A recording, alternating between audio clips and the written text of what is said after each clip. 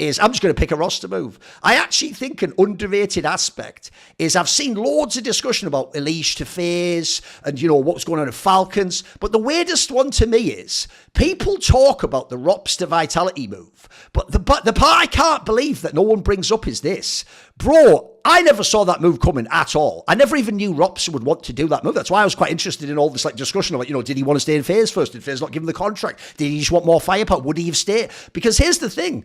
Why wasn't this a move everyone was thinking about? Because, bro, this is crazy. No one did this. Because we all in our brains thought, well, Ropz likes Karrigan and Ropz is FaZe and he's Mr. FaZe. And obviously you wouldn't cut him if you're FaZe. So we all just looked at FaZe from every other position almost except Ropz and Karrigan. Like, people were willing to cut Raid and then Brokey at the end and Frozen. Look, some people just said Frozen because they don't watch the fucking game. By the way, he should never have been cut ever in that team. But you know what idiots are like? They thought he should, be better than he was or something fucking. He's still like a 1.1 rating every tournament almost, mate. I don't even know what people hate on. But I will say this, as a result, I don't think anyone really considered what if Ropz did go to Vitality, because remember, I've heard behind the scenes, it's true, that most of the problems in Vitality, let's just say, originate with Spinx. It might not all be his, but let's say they all originate with him. And I'm sorry, this is one of the rare times where a roster move does fix everything. If the problems all originate from that guy, yes, removing him from the room and quarantining him will absolutely help you in this analogy. And the problem people hadn't thought of is, when everyone thought, what if because remember, it was originally billed as Spinx will leave, he doesn't want Vitality.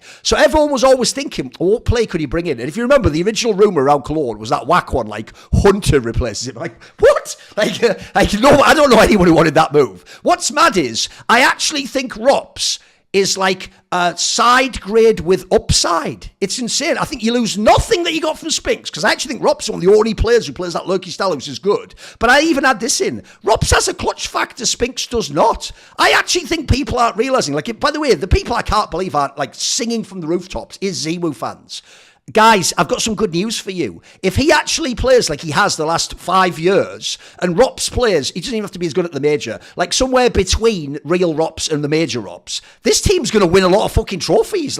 If you have Zemu to open the game and to win all the group, and this guy can be your closer, bro, that could be one of the all-time duos. I think that duo could, they don't have to step on each other's feet at all. I think they're both mega motivated to win again. I actually think this move's a banger. I think people have missed it because they wanted things like Jim Fat in the team, or they wanted Apex out, or I don't know, who knows what the fuck people wanted from this offseason now. I feel like people had a million weird motivations, but this has sort of crept up on us. I actually think this could end up being roster move of the year or something, boys. I think it's a banger, personally. I don't know what the downside is. I think it's actually fire for everyone involved. It's a great move. I didn't see it myself, though. I tell you, I'm pleasantly surprised, though. I think it's going to work really well. Thoughts? Yeah, I mean, the only downside is he costs a bit more. Okay. I imagine. Okay. Spinx. Yeah, certainly with Spinx. I mean, you guys remember when he first came into Vitality, they had a lot of time where it wasn't working. Yes. A lot of time. I remember you were a fairly vocal critic, Maui, when he was first in that team. And I think they probably changed the roles a lot, because whatever he was doing on Ents wasn't working on Vitality, and they couldn't get it to translate.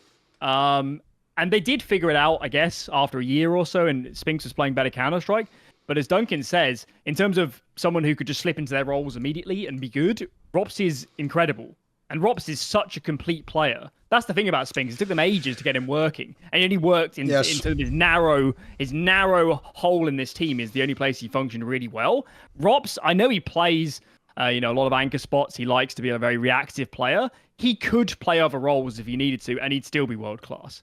It's just that on FaZe, for example, it made a lot of sense to be in those positions. So I just think with the options you have on this team now, with the roles you could play, with how you're going to play mid-round with a player of Ropz's experience, yeah, maybe he's not as flashy as some young and up-and-coming player as kind of Duncan was hinting at. But in terms of someone who could change you from almost winning elite level tournaments, or almost winning majors to put you over the line, it's as close to a slam dunk as I've seen in moves for a long time. And whoever is GMing for Vitality, this is what roster moves should be. Yeah, I agree. It should be who's out of contract, who wants to move, who makes sense, who on our team is failing and looking at roles that could pick up. It's a masterclass.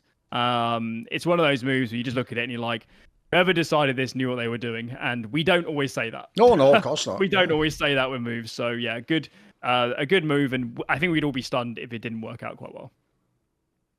I feel like this is going to help them out a lot on CT side primarily, where Spinx to me was he was so allergic to sitting on a bomb site. And I know some people, I've made this statement before on Twitter, and people are like, well, he's a rotator, he shouldn't be on a bomb site. Frequently, if you watch a whole round of Counter-Strike, which I know these people aren't doing, you actually end up on a bomb site, even as a rotator, to help defend with your anchor. Like, that just happens.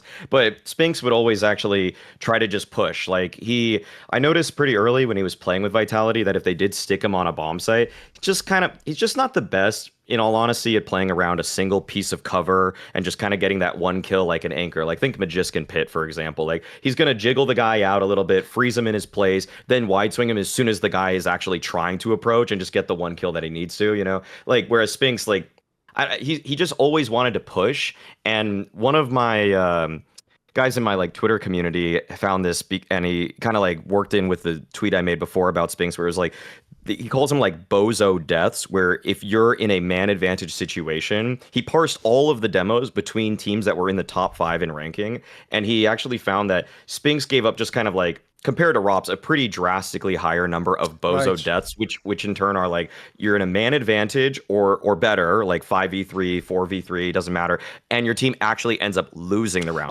Win-loss condition is actually met. Okay. Yeah, and so Spinx is just like on T side he's pretty good, but on CT side he was quite bad at this. So, and this kind of just confirms everything that I was seeing with Spinx, where it's just like he just needs to push. And like in CS:GO, he had really good ideas about timings, for example, and he would find so many flanks. Like if you remember with Ents, like he was so good at just pushing on CT side with like 25 seconds left, and either he's gonna find the opponents who are like trying to go through that spot that he's pushing through, or he's gonna just pull off a flank. He was so in tune with the timings, but lately in CS2, I'd say like the last 6 months, he definitely lost that timing, that sense, and people just waited for him. Like people would just wait outside his bomb site, they just hold, kill him, and now you have an entry onto a bomb site that now just has Mezzi, and it's like, come on, like Mezzi can only do so much there. So I think it's a great move because Ropz can just hold his position a lot longer, and he's a lot more confident with just sticking around, and because man, like Ropz is like the master at just like holding a position, like doing the timing peaks and just making sure like every peak is like with the full focus and everything like that.